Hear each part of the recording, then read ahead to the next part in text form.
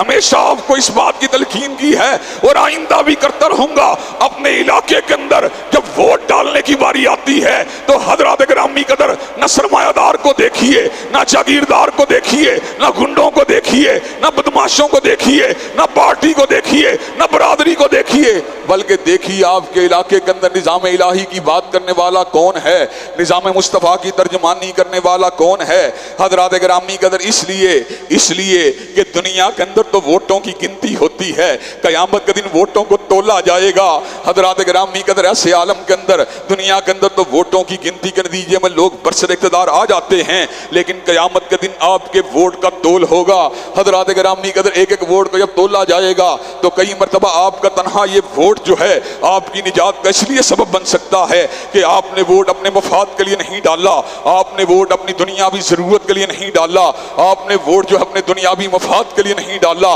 बल्कि आपने वोट अगर डाला रब्बे कदीर की किबरियाई के लिए डाला, आपने वोट अगर डाला मदीना वाले की मुस्तफाई के लिए डाला।